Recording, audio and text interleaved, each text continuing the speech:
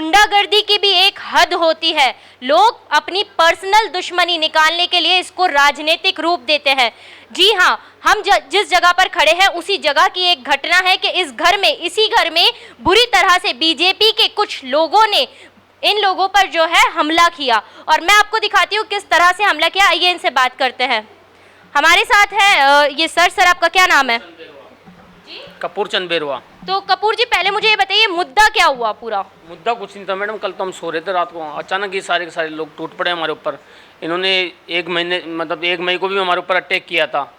तब तो चलो शाम का टाइम था, इतना कुछ हुआ नहीं, लेकिन कल रात को तो इन्होंने देखिए आप लठ लेके आए हैं, कोई तलवार लेके आया, कोई क्या, अचानक ही हम सबके ऊपर टूट पड़े। मेरे बच्चे को मारा, इसके भी दांत टूट गए, इसके भी देखो। अब कुछ जितने भी थे टोटल बीजेपी कार्यकर्ता थे इसमें। नहीं तो मतलब उन्होंने क्यों आपके घर पे अटैक किया? इस तरह से क्या हो गया जो 50 लोग आपके घर पे आ गए? तो ऐसा लगता है जब मैंने MLA के निर्दलीय चुनाव लड़े थे ना, उस टाइम से ही मेरे खिलाफ चल रहे थे। इन्होंने मेरे को पैसे का ऑफर भी दिया था, मैंने वो ऊपर ठुकरा दिया था। अब गज्जू शर्मा मेरे से कोरोना के चक्कर में बोला आप राशन बांटो, मैंने बोला मेरे पास तो है नहीं, बांटूंगा। तो मैंने इसीलिए इन्होंने बोलता आप राशन बांट रहे थे, राशन खा गए थे। तो इसी बात के बुरा लगा इन्हों को जो इन्होंने मेरे ऊपर अटैक किया है। अच्छा। राशन मिला है गवर्नमेंट का जी, तो पुलिस ने, आप पुलिस के पास गए? पुलिस तो बड़ी ताकत होती है। पुलिस वालों ने सारी रात उनको बिठाए रखा। बच्ची तड़प रही थी, उन्होंने कोई ध्यान नहीं दिया। जब हम बच्ची को ज़बरदस्ती ऑटो के लिए रोड पे लेके जा रहे थे, जब वो पुलिस डर के मारे गई है। और आज सुबह हम गए, उसके बाद में हमको वहाँ ले गए, ऐसे CO साहब आए, CO साहब उन्होंने मिल चुके हैं। CO साहब ने कोई कार्रवाई नहीं करी। तो ये घर आके क्या नाम था CO साहब का? राम गोपाल शर्मा। अच्छा।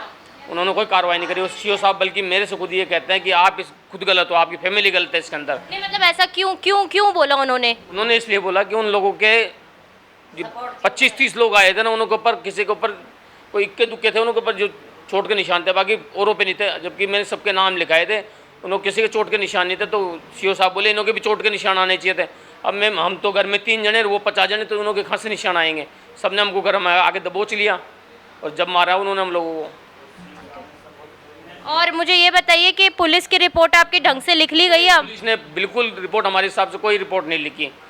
जो धाराएँ थी, मेरा मेडिकल कराया, वो धाराएँ थी, वो धारा ढंग से नहीं लगाई। मेरी गाड़ी है, पूरी गाड़ी तोड़ दी उन्होंने। 3-4 लाख का गाड़ी में नुकसान है। अभी तक कोई चेक करने नहीं आया। मतलब ये इंचार्ज वगैरह जिसको देखने आते हैं, कोई पुलिस वाला आता, कोई कुछ भी नहीं है। तो देखा आपने, कपूर जी का कहना है कि राजनीतिक प्रेशर के चलते पुलिस जो है, जो हम सबकी रक्षक थी, वो एक तरह से भक्षक भी बन गई है। यहाँ पर अब तक कोई चेक करने भी नहीं आया है कि हुआ क्या है। और जो रिपोर्ट बहुत देर बाद लिखी गई, उसमें भी कई धाराएं हटा दी गई। तो विनोद जी, किस तरह का माहौल था कल? इस बच्ची के लग गई है, इनको बहुत ज़्यादा चोट आई है, आपको चोट आई है, और भी घर के जो परिवार वाले हैं सदस्य, उनको भी चोट आई है। तो किस तरह की बात रही कल? आप लोगों ने, पुलिस देख पा रही थी कि आप लोगों को इतनी चोट लगी है? मैम देख रहे तो थी, लेकिन उन्होंने हमारा सपोर्ट कुछ भी नहीं किया। विरोधी पार्टी थे, उनके सपोर्ट कर रहा था। और उनको ही आराम से, मतलब 15-20 आदमी थे, ज़्यादा ही थे वैसे, 25-30 थे। तो उनको, तो उनमें से सिर्फ 2 को लेके गए हमारे साथ में दूसरी कार में, और उनको आराम से लेके चले गए और हमको खींच के पकड़ के ज़बरदस्ती अंदर बैठा के लेके गए। उसके बाद मेरी भतीजी है ना, वंदना बेरवा, वो थाने में तड़पती रही कम से कम 1-1.5 घंटे तक। उनको ना, मैं कह रहा जब चिल्ला के कि मैंने डॉक्टर बुला दो या कुछ बुला दो, या हम टैक्सी लेके जा रहे हैं, उन्होंने कोई सपोर्ट नहीं किया। डॉक्टर ना बुलाया, ना कुछ भी नहीं किया। फिर हम बाहर निकल गए थाने से कि हम प्राइवेट करके लेके जा रहे हैं, टैक्सी SMS। नमस्कार साहब, आपका क्या नाम है? गजराज सिंह शेखावत। गजराज जी, देखिए ये मुद्दा जो हुआ है कल मारपीट का, इस बारे में आप क्या कहना चाहेंगे कि क्यों आपने जो है मारपीट की? मैंने की नहीं मारपीट। अच्छा, तो उनका तो आरोप है झूठा इल्जाम लगा रहे मेरे पे ये लोग। अच्छा, झूठा इल्जाम लगा रहे हैं। झूठा इल्जाम लगा रहे हैं तो उनकी गाड़ियाँ फूट गई है, बच्ची को चोट आई है। मतलब मेरी बात तो सुनिए, तो मैं बता रहा हूँ ना आपको। मैं मेरे घर पे था मेरे बच्चों के साथ। हाँ ठीक है। हाँ, उनकी गली में एक बंगाली लड़का रहता है। अच्छा। वो मेरे पास काम करता है। हाँ ठीक वो है। घर जा रहा था। हाँ। वो घर जा रहा था, इन लोगों की प्री प्लानिंग से इन लोगों ने छत पे इतने पत्थर इकट्ठे कर रखे थे, इन लोगों ने। हाँ, इन लोगों ने। तो वो हमारी 1 महीने पहले कोई बात हुई थी, ये फोगिंग के चक्कर में, जो सैनिटाइजर कराते हैं ना।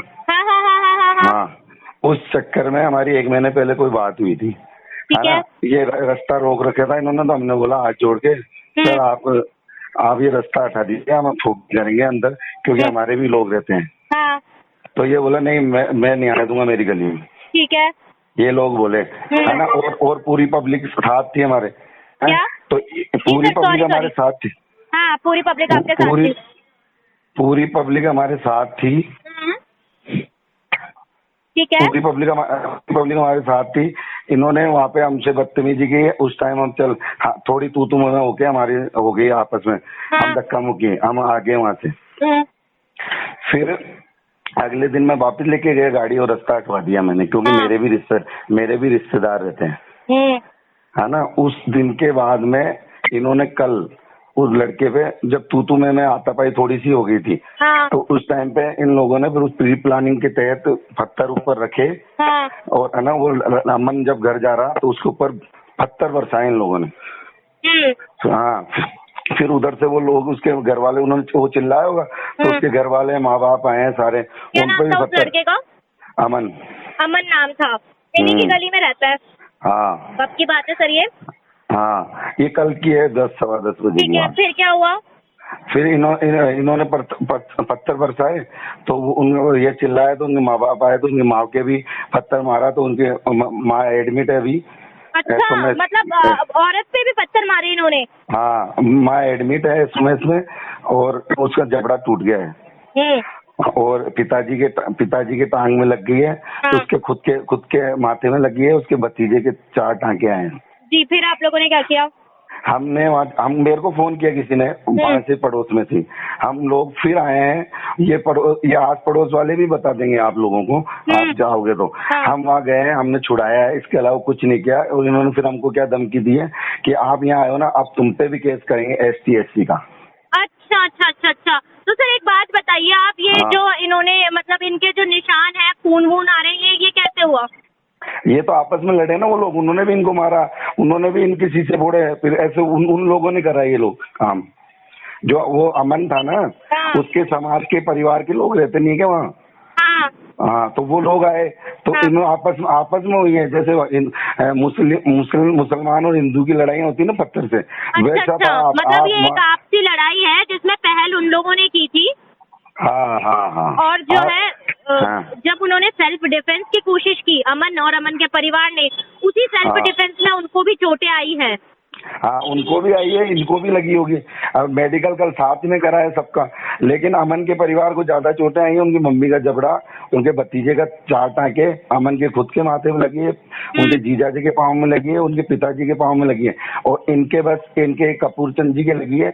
और बच्ची को तो जबरदस्ती इन्होंने ही पता नहीं खुद ने ही कराया, और हमारे पे ब्लेम लगा रहे हैं कि हमने बच्ची को भी छेड़ा है। हम बच्ची 10-12 साल की बच्ची को हम छेड़ेंगे?